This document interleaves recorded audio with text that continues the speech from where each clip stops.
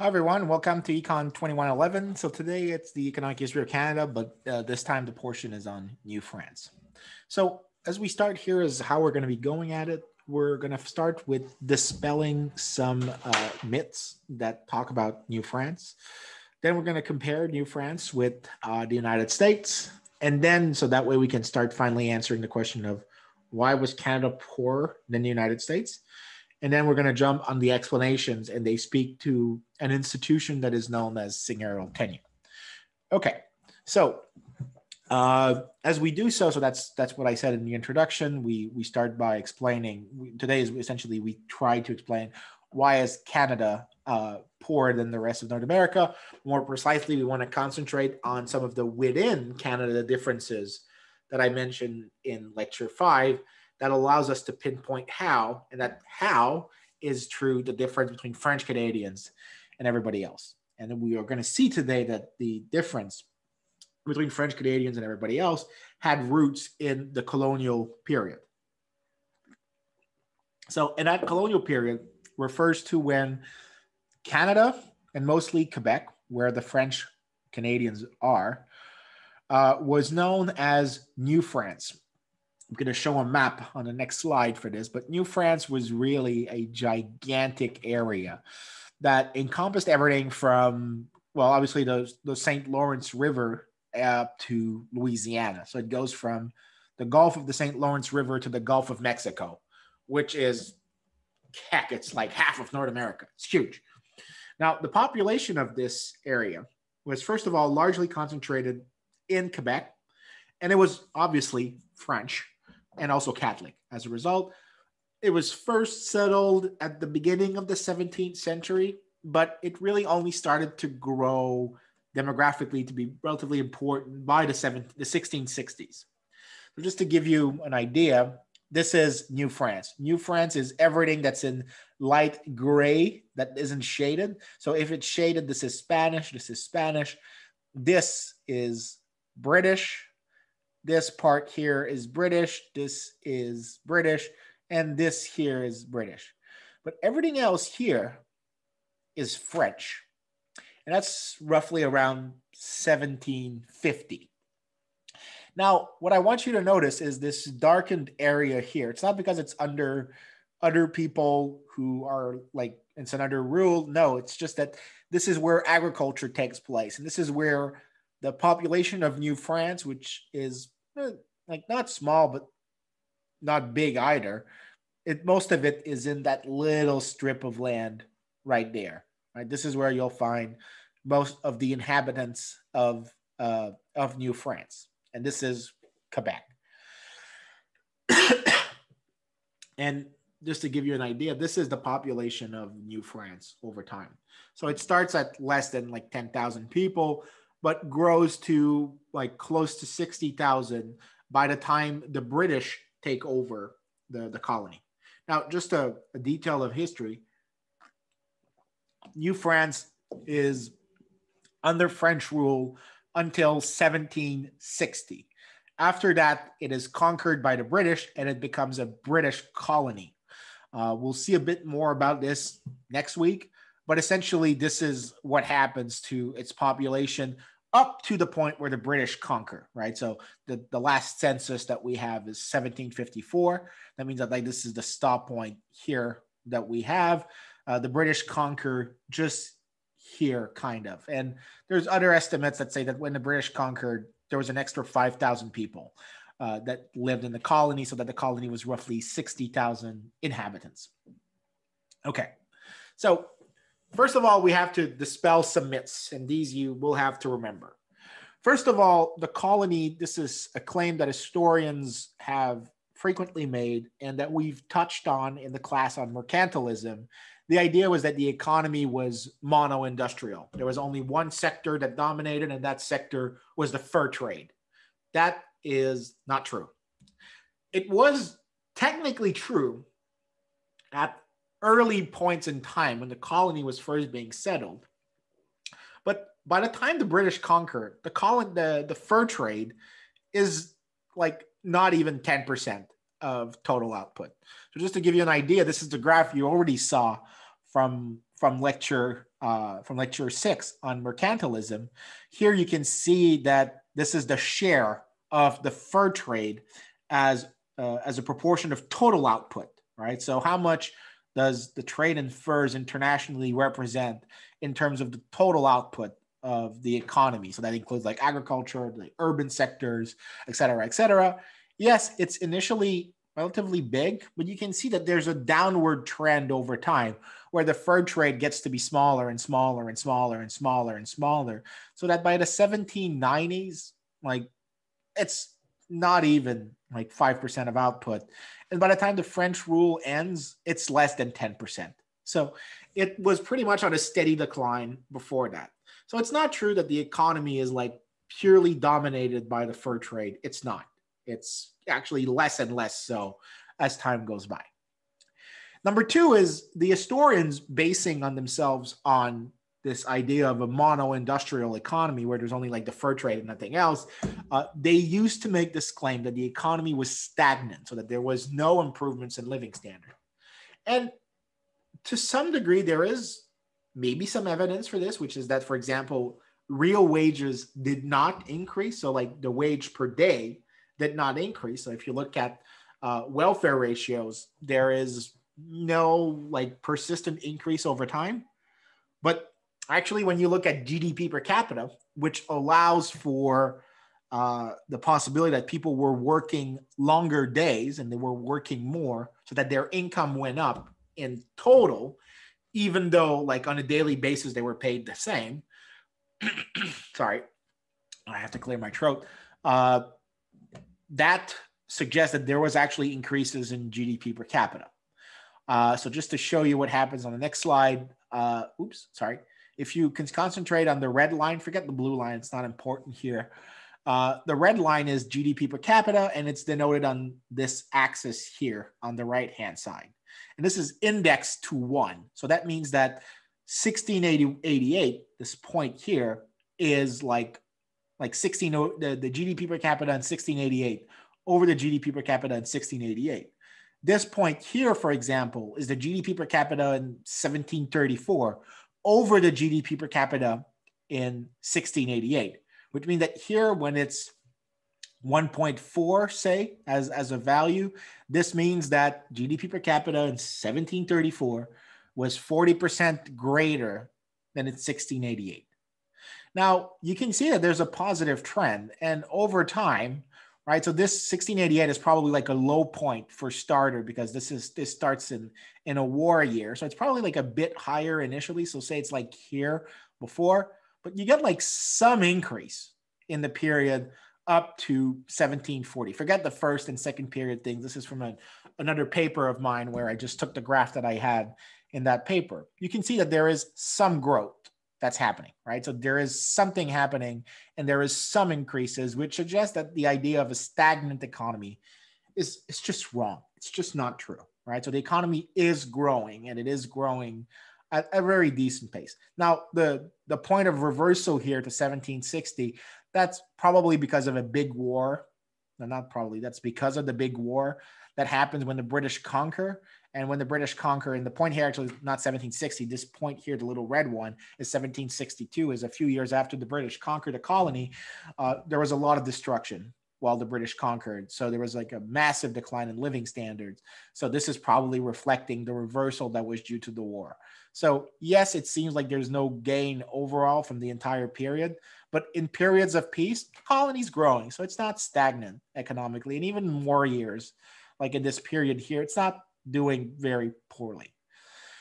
Okay, number 3 is the idea that some people that the French Canadians were poorer than like a lot of people. The thing is that they're actually pretty rich, right? In global standards, the French Canadians, the people who colonized New France, are richer than people in the mother country of France. And to give you an idea, so there's a table on the next page which is taken from lecture 5, which we already have seen, that you'll recognize that this is a table I've already shown, that the French Canadians who were in New France were richer than their partners in France by 20 to 25%, depending on the measure, at the very least at the bare subsistence. So that's with the welfare ratios that use like bare subsistence level. It's a bit different when you try to widen the basket, but we're not going to get into that. So they're somewhat richer than the Parisians. But bear in mind that the Parisians are the richest Frenchmen in France. So when we're saying that the French Canadians in Canada, the New France inhabitant, are richer than the French in the richest part of France, that's saying a lot. It's saying that they're topping the top. So they're not a poor place. Like New France is not a poor place at all. It's cold. It's hard. It's not like easy to move there. And we're going to get to that in a few minutes. But once you're settled there, you actually have some pretty appreciable gains. And this is just to show you the comparison here, like Quebec, right? Here, right? The welfare ratio at 2.5 is, and the one for Paris at 2.1. Yet they're better off than the Parisians. And if you were to add like Strasbourg or Normandy or other regions of France, they'd all be below Paris. So like the Quebecers are amongst the richest in, at least relative to their cousins in France, they're quite rich. Now, they're quite poor, however, relative, and this is where we can finally get into some comparisons, they're actually quite poor in terms of North America. Let's go back to the table and just compare like with New England, right? New England is roughly 40% richer than Quebec, and Quebec being New France here, right? So read Quebec as a synonym for New France. This is saying that they're roughly 40% richer than Quebec, which is a big deal, right? Saying that a place is 40% richer is not a negligible statement. And for other colonies like Philadelphia, it's probably more than 40%. So yeah, okay.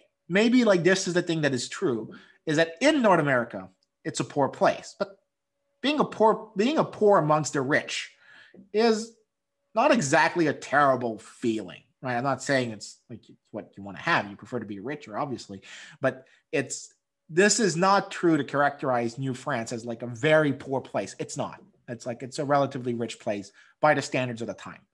And in fact, it's richer than Latin America as well, as we've seen. But however, in North America, it's not as rich.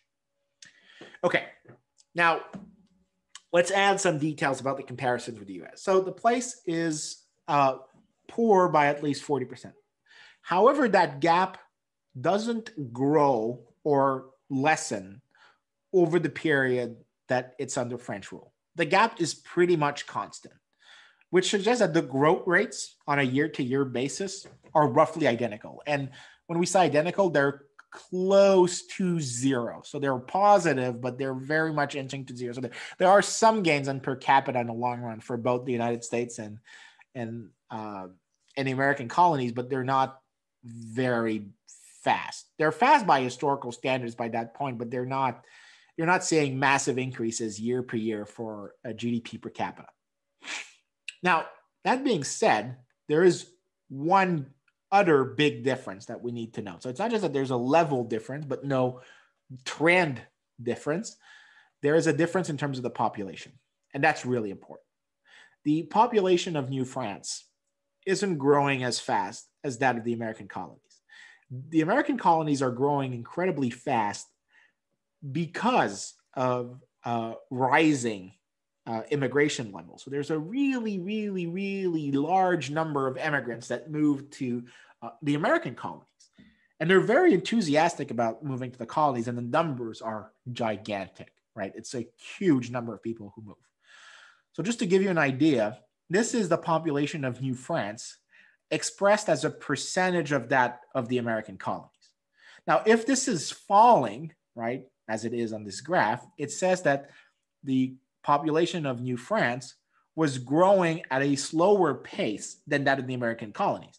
If it was growing at a faster pace, it'd be like the opposite, it'd be going up. But here, as it's going down, it's saying that, okay, yes, the population is growing in New France, but it's not growing as fast as that of the American colony. So this is like saying that, yeah, no, the American colonies are growing demographically at a much faster pace than the French colonies. And this is actually going to be very important because the part that's really important is that bear the numbers in mind. These numbers are going to be important. The inhabitants of New France from 1608 to the last year of French rule before the British takeover, there is only 29,000 people who go to Quebec or New France. Of those, only 9,300 remain. The other ones went back to France. That is really, really small. And in fact, most of those migrants, by the way, were reluctant, right? They weren't slaves, don't get me wrong, right? They're not slaves. But there are people who are either orphans who are sent against their will to Canada, people who are convicted of smuggling salt and are deported to Canada, and uncomfortable kids who are given deportation orders by their families.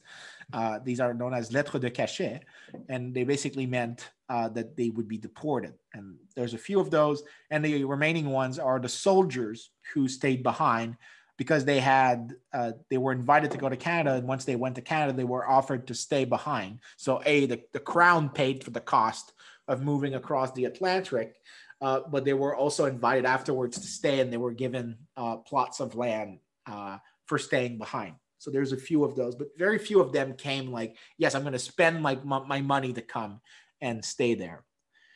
And the thing is that this number of like roughly 9,000 people is like 10% of the migration, the net migration out of France to the New World that happened from 1580 to 1760. That like 10% is really small because, first of all, like most of the French immigrants out of France, they go to Saint-Domingue, which is Haiti now. But not only do they go to Saint-Domingue, the number of people who leave France is really infinitely small.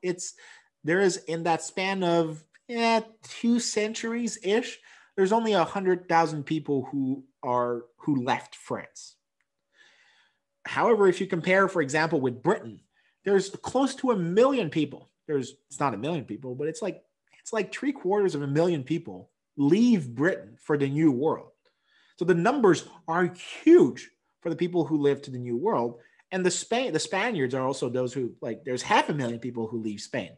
So, and Britain is a much smaller country than France at that time. Bear that in mind. This is a massive outpouring of migration. The fact that there is much more migration to the American colonies leads to a big differential in population growth. Because if you only have like a few people who stay, all your population growth will be based on natural increases. Natural increases means that you have more births. So how many more kids who are born and live than people who die. That's it. Right? That's the only way you can get a population increase. So the Americans have this population increase. That's the natural part from people who are there making families and not dying faster than they're making families. But they're also getting new people coming in. Whereas the New French are only getting population growth from natural increases. So as a result, over the span of a century, you get that, well, less than a century, over 80 years, the American colonies, their population grow 580%. New France grows 446%. And that's a difference from a much bigger level, right? The Americans start from a much higher levels on top of that. They're already like a few 100,000 when this starts, whereas Quebec is like 5,000 or 6,000 when this starts. So it's peanuts. That increase is gigantic and from a much higher base. So by the time of 1760, from what I remember, I think the number is that there's 1 million Americans at that time, which is huge. And there's like 60,000 Frenchmen in New France. Now, why would that matter? Why would the population growth matter? Now, if you remember when we discussed this idea of the Great Divergence, there was the Malthusian world, right? The Malthusian world was one where you would hit yourself against a barrier that was caused by decreasing returns to capital. And one of the main capital input was land, right? So there was a point where you by virtue of adding more people, you would only bring down the average income down. And by bringing it down, more people would die, fewer babies would be made, and then you'd bring us back to an equilibrium. Now, that Malthusian model applies if you're like fully populated and you've used, like, there's like not much land to be used. But the New World, like Canada and New France and the United States, don't exactly fit in the Malthusian model for the first 200 years. And the reason is really simple. There's like a few of them, and there's land everywhere.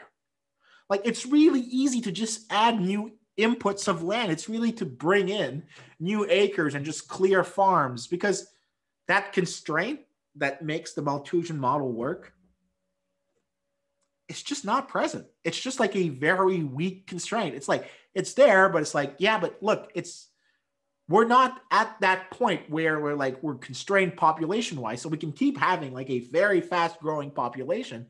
Well, actually, because there's just so much land out there that we can use. So this Malthusian constraint really wasn't a big thing in the New World. But this actually opens the door for something really, really important. It's that under the Malthusian model, there is more population just makes you poor. But there is another mechanism by which more population can make you a bit rich, a bit richer, especially if you are so far away from that Malthusian equilibrium. And the reason why for this is the case is because there are what we could call scale effects or Smithian growth. They'll fall into the same category. If you have more people in your country, there are some goods that will become easier and cheaper to produce. Think, for example, of what you saw in Intro to Micro, public goods. What were public goods? Public goods were these goods that were non-excludable and non-rivalrous. So the fact that they were non-rivalrous meant that as soon as they were produced, everyone could consume it.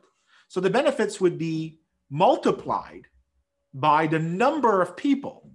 Because if I saw it, you wouldn't be prevented. If I was consuming it, you wouldn't be prevented from consuming it. There was nothing to stop you from consuming it at the same time I was consuming it. So like an example of this is a lighthouse. The lighthouse is like the quintessential public good in economics, right? The public good of the lighthouse is that there's a building in the night. And if I see the light as a ship who tries to get to port, it doesn't prevent anyone from seeing the light. Everyone gets to see the light. Everyone's like, oh yeah, there's a lighthouse there. And if Vincent sees it, it doesn't prevent me from seeing it. This is non-rivalrous. Now the thing is because they're non-rivalrous, if there's like 50 ships or one ship, it doesn't change anything. Actually, the only thing that's changed, it doesn't change anything. It actually changes a lot. What I mean by it doesn't change anything, it only piles on. The costs don't change, right? By the way, it's also the same marginal cost, because if you produce the first unit, the second unit is exactly the same cost to produce, which is zero in a case of a public good like this. But the lighthouse, the benefits get multiplied by the number of people. So the larger the population, the greater the benefits from public goods. So just from this, you actually get some scale effect where a larger population allow for greater production. Because these public goods are available in greater proportion and they allow for more productivity, especially like, for example, lighthouses are like a public good, but they also make capital inputs more productive, like ships. Ships are a form of capital. They make that particular capital input more productive. So actually that means that more population actually can stimulate productivity in a case like this. There's also some production methods that become available. So for example, imagine you have a production method that requires high fixed costs, but you wouldn't adopt it if the market gives you only like 100 consumers. But for like 1,000 consumers, you adopt it. So that allows you to shift to more efficient production methods or things that require big scale to be profitable. Well, that's what population increases do in a case like this. They allow for some gains from scale of having more people. There's another mechanism is by which if you have more people, you probably have more heterogeneity, but you also have more room for specialization. So that means that you get a greater diversity of service and people can, like, it's hard, like think about it this way. In a village of 100 people, it's really hard to justify specializing as an economics professor. And it would be hard for me to do a living out of being only an economics professor. But in a city of 1 million people, well, it's much more likely that I can get to be an economics professor and make a living out of being an economics professor.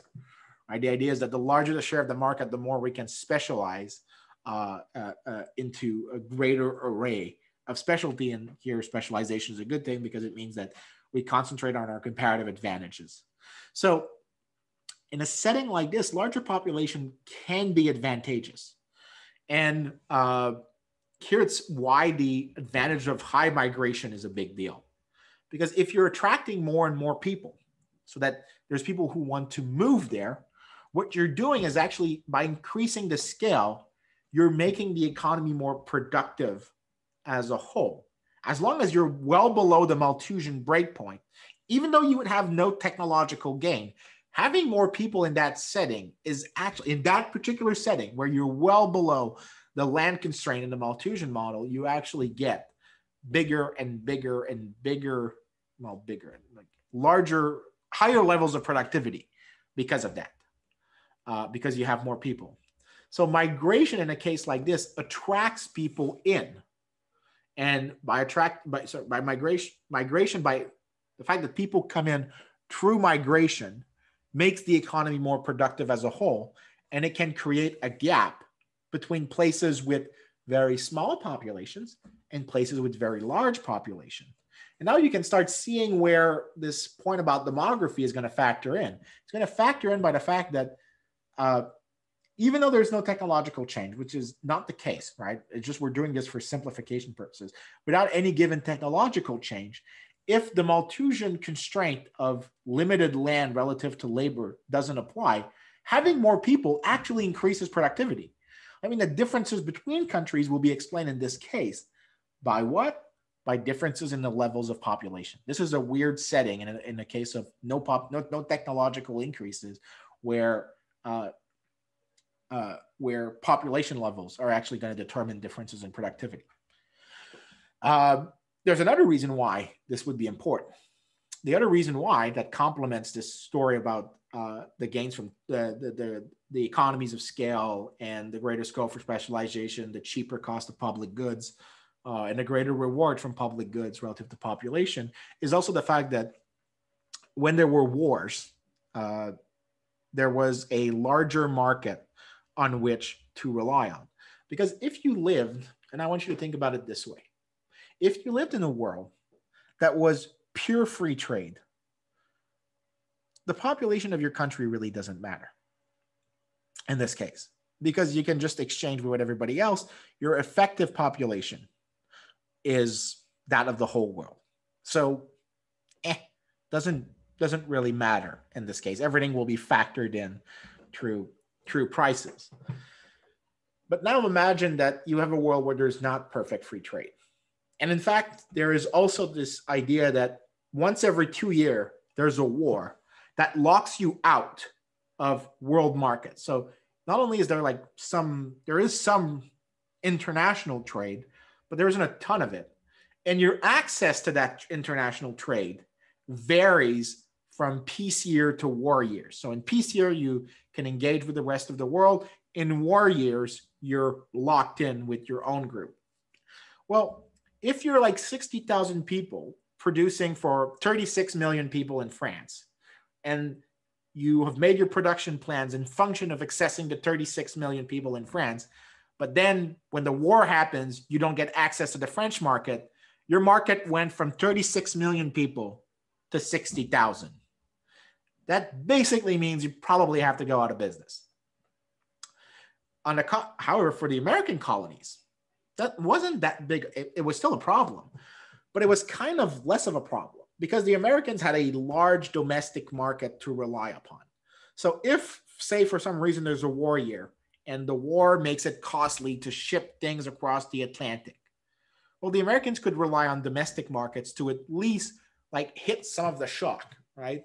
The French Canadians, the one in New France with their 60,000 people, as opposed to the American million, the French Canadians were like, yeah, no, we're out. And so there was this fact that wars frequently happened that closed access to the rest of the world meant that there was high volatility because of the small population of the colony. You went from a big market to a very small market to a big market to a very small market, and that meant that like production plans would have been very hard to make. And just to give you an idea, it wasn't just that there were wars, right? So that there was recurrent warfare for the French colonists. It was also that the French colonists were very poorly protected by the French Navy from the British Navy and the British privateers. And you can see it here on this graph. Here on this graph, what you're seeing is the relative strength of the French Navy compared to that of the British Navy. And as you can see, until like the early 1700s, the French and British Navy, actually the French Navy is for a big time bigger than the British Navy. But then at one point, the French Navy just gets smaller and smaller and smaller relative to that of the British Navy. And by the end of French rule, there's like roughly 2 ships for the British per French ship. That means that the French are outnumbered at sea, and their Navy is qualitatively less impressive. There's other reasons that this come in. So that means that the French are actually like unable to protect the colony in war. So it's not just that the wars block things, is that the war has a disproportionate impact on the colonists themselves because they have lesser protection than the British do from French shipping. Now, how do we operationalize this idea of population? So the first one was pretty easy. The fact that like it's the idea that if there isn't a lot of migration, you aren't getting the gains from the scale effects that I mentioned, like for public goods, for production methods, for the scope for specialization. But how do we operationalize this point about volatility? Because if you have wars that open and start, open and start, open and start, open and start, open and start, and that means that each time there's a war, you are forced to rely on a very small domestic market, and that very small domestic market is caused by the fact that there wasn't enough migration to create a big like local population, or at least to boost the local population levels. Well, we can see this true. There should be bigger price volatility in the area with small population than in the area with large populations. And when we collect the evidence about price volatility, because we expect that if there's like a peace year, the price you'll get like a big change in prices. And then when there's a war year, it goes like the change in prices is massive, and it keeps changing massively because you're going from a market of 36 million to a market of 60,000. But in the case of the American colonies, you go from a market of 10 millions in Britain to a market of 1 million. Yes, it's a hit, but it's not as big of a hit as the opposite. So it's like less volatility. That means that the prices don't jump as much. And when we compare the price volatility for Quebec with, like, for example, New England, what you find is that pretty much clear, especially for the overall price index, that the American colonies are getting half the volatility in prices that the New France is getting. So this idea that a small population makes you more vulnerable to changes in market access is a big deal, right? So it seems to be relevant. But now, how would we explain the low migration itself? Because what I've explained is that low migration has costs. But what explains the low migration? That's what like the next step should be, is why is it that there's so few people who want to move to the New World, especially given that I've stated at the beginning of this lecture that the people who moved from France to New France were getting at least 20 to 25% increases in their bare bones welfare ratios.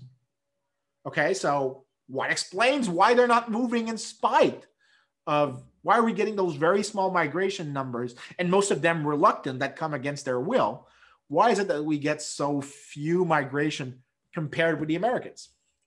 Well, the answer is an institution that is not very well known outside of people who study Quebec. And that institution is seigneurial tenure. Give me a second. I just want to drink a sip of coffee. Seigneurial tenure is basically a feudal import from France. So once the French colonized, they decide to bring in basically the same institution that they had in France. They tweak it a bit. It's not exactly the same. They change some features, but in its core philosophy, it's exactly the same thing. So the king grants large area of lands to landlords. These landlords, known as seigneurs, would have to give land freely to peasants. So that means that the peasants could come and settle on a landlord's estate free of charge. But, and that's a big but, that big but is that once they had settled on a seigneur's area, they would never own the land they were on. They would pay perpetual taxes to the landlord. There was two taxes initially. Well, there's two main taxes, the sans-serrant, and these are the names, the sans-serrant. These two taxes would basically apply to how much land they held, right? So if the landlord gave them 100 acres, they would pay taxes on 100 acres, regardless of whether they farmed 1 acre or 100 acre. It changed absolutely nothing. That was the first tax. The other tax, the other set of taxes, I should be more precise, was that the peasants would have to provide a fixed numbers of work day a year for the seigneur, and that would be working on the local road, working on the mill, working in whatever the seigneur decided he needed, or pay a fine that was equal to 3 days' wages. And there was other like smaller taxes, but there was one big other tax that mattered. And that tax was that once the land was given, the peasants could not legally leave their plot. If they left, they were in dereliction of duty. And that meant that they could be sued. They could be brought to court. They could be held responsible for leaving their land. The only way they could leave the land was if they sold their farm that was improved to somebody else. And if they sold it, they had to give 1/12 of the value of the farm to the seigneur. So that meant that if like I got 100 pounds for my farm, I would have to give the seigneur $8.50 for 8 and 25th, I think.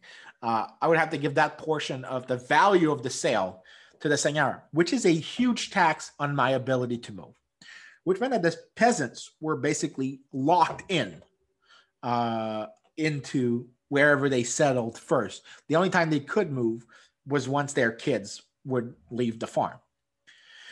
Now, there's a series of other things. We're going to get back to seigneurial tenure. We'll discuss it a lot in the next lecture.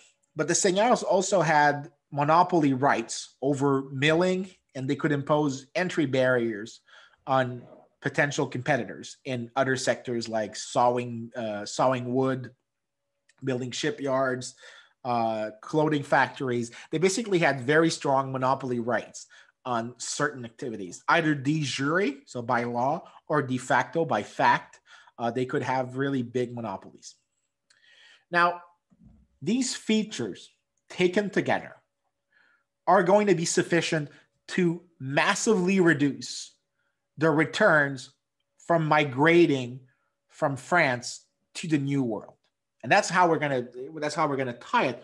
We're going to point out that even though like there's other mechanisms that come in for how seigneurial tenure mattered, the taxes, the main two ones, the corvée, that was the number of days that they had to provide freely, plus the sans-serrant, these two taxes that the seigneurs collected and that they used because the seigneur didn't produce that much with what they earned. It served to build their manors, their big houses, to send their kids to school. It basically was a regressive transfer from peasants to landlords with the backing of the state in order to do so. So the seigneurs, these taxes represented somewhere between 5 and 7% of income, which when we compared with seigneurial tenure in France, from where the institution was imported and where these two taxes represented maybe as high as 25% of income, it seems like this is really small. But it's actually just enough to limit migration by a large proportion. Here's why. When you compare the wages that you would get when leaving France, so the wage gain, you have to consider the cost of moving itself, right? So there's a cost you have to, and that cost, by the way, of crossing the Atlantic wasn't small. It was huge, right? And there weren't capital markets. So that means that you had to pay for your ticket, for your family's ticket. And at the same time, you also had to have enough savings to carry you through the first few years as you opened your farm and got accustomed to Canada. So there was a really high cost to migrating itself.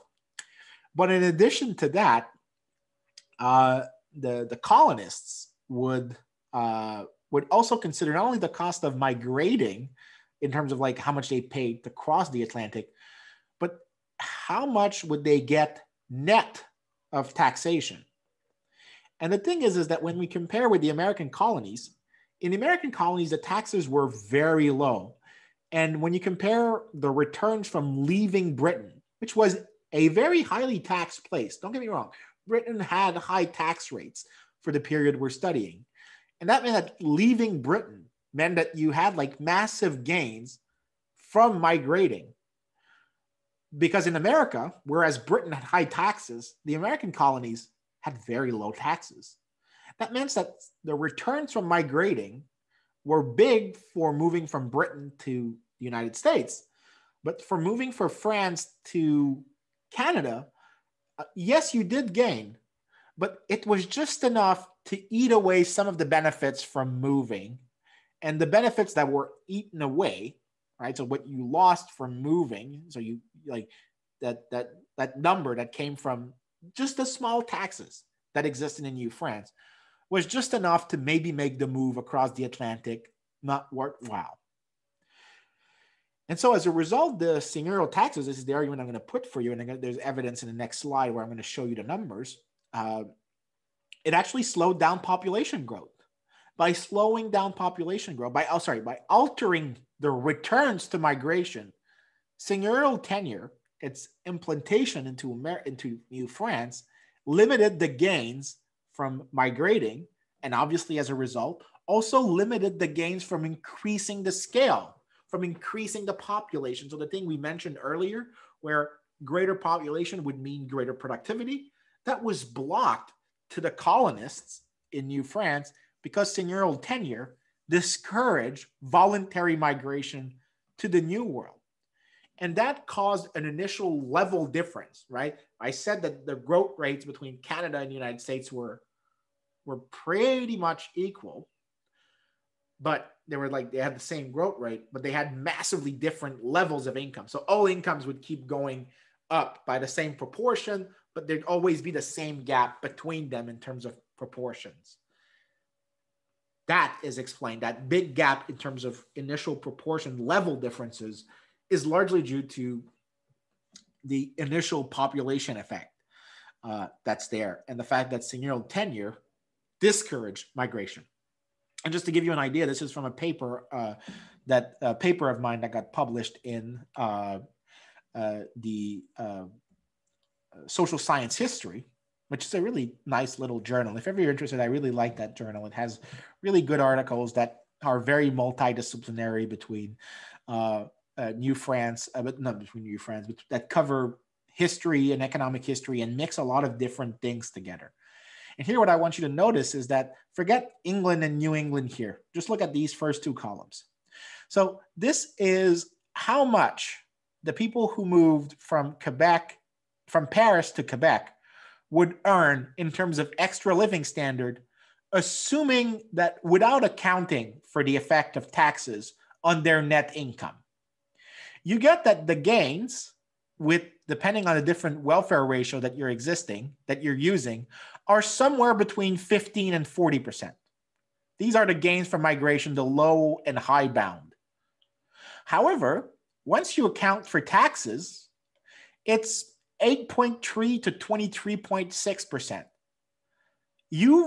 The fact that, because here it's Quebec is untaxed, but here in this column, Quebec is taxed, so we include the effect of taxes. Well, then the gains are much smaller. The gains are incredibly smaller. It's half of the low bound and a bit more than, well, it's a bit more than half of the low bound and a bit more than half of the high bound. So you've eaten close to half of the returns to migration in this case. But now let's compare with the case of moving from England, from London and England to New England. So that's like Boston. The low bound is that you would gain somewhere between 70% and 87%, which is a huge gain in and of itself, right? So the gain was larger as a total. But once you account for taxes, because here we have the non-taxed New England, we have accounted for the effect of taxes. Once you include the effect of taxes in New England, which were incredibly lower than those in Quebec, the gap is like the returns are like a bit smaller, but 69.5 versus 68, 87.1 versus 85.3. Most of the returns haven't been eaten away. Like the taxes were like a trivial calculation for the colonists when they decided to move from England to New England. So that means that you can see how the institution caused a deterrent to migration and thus a prohibition in accessing the economies of scale from larger population. So the origins of colonial divergence have something to do with how one particular institution that's implanted in New France eats away the returns from migration and thus deprives the colony from the benefits of larger populations. So that's the summary for today. New France was richer than France, and it was not a stagnant economy. It was, however, poorer than the American colonies. Its population grew more slowly than that of the American colony. Now, the lower level of populations had consequences in terms of income levels, because in a land-rich economy, the Malthusian model is a weak one. It doesn't apply a very weak constraint. And in fact, in a world where that constraint is weak, actually having more population probably helps economic growth. And in fact, recurrent wars, amplify the effect of a small population by causing volatility in market size. However, what explains the limited migration from the old world to the new world was in large part due, yes, wars didn't help, and wars can be deemed to be like a form of institutional features. If the king in France decide to wage war against the British, it's an institution. We can dump it in the institution category. But seigneurial tenure within Canada, within New France, which we'll discuss more next week when we talk about the agricultural crisis, seigneurial tenure ate most of the returns from migration, which in turn caused massively lower population levels and explains in that sense why the colony started with lower income levels than the American colonies. So that's it for today. I'm going to wish you a happy week. This lecture was relatively short, as you noticed, but that's it. Keep safe. See you for the next lecture, which will be on the agricultural crisis and seigneurial tenure. Keep safe.